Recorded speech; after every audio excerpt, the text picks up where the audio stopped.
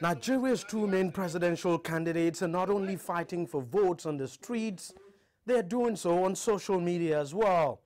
They are targeting the over 70 million Nigerians estimated to have access to the internet, and the majority of that number who are active on social media. To understand how most young Nigerians of voting age are engaging the electoral process in the country, you only need to turn to the social media.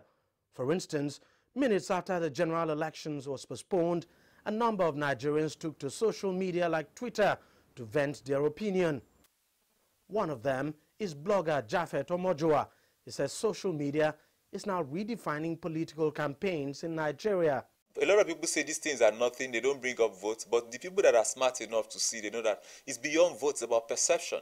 Does the perception of a candidate affect the way the candidate gets voted for? If you say yes to that, then you have to say yes to the fact that social media has really been critical to these elections. And going forward, it's going to be even much more critical. I really pity the next president of Nigeria, because our internet penetration is not going to go lower.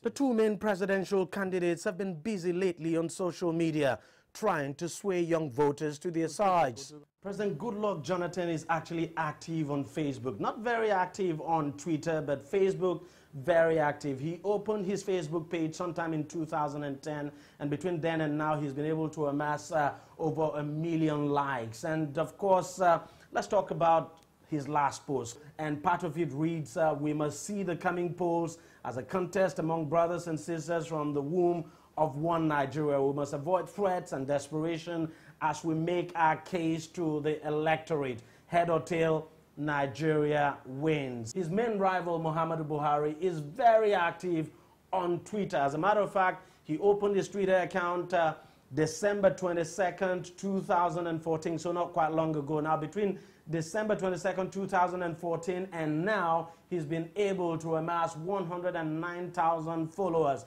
And of course, has tweeted 834 times. Now, let's look at some of his tweets. Basically, one that we're going to look at is this one that he posted on the day the election. It's a picture of himself. He posted on the day the election was postponed. There you have the picture saying change may be postponed, but it cannot be denied. Now, no question at all, both candidates campaigning actively on social media, trying to win voters to their sides. As young people, as supporters of the president, quite a number of us have ensured that we're able to constantly, on behalf of Mr. President, engage, particularly with our understanding of his policies, particularly with our knowledge of his achievements. We just try to ensure that these things are constantly out there on his behalf, but not much of a presence on Twitter anymore. What basically Twitter has done for General Muhammadu Buhari is to open him up to the younger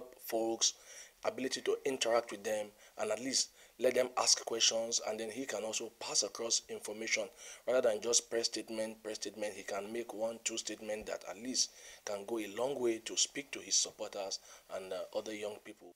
But Japhet thinks both candidates are really not doing enough to take full advantage of the platform. But on both sides, they are latecomers. They probably saw the essence and the need of social media much more late. If they had been there much longer, they probably would have done much better.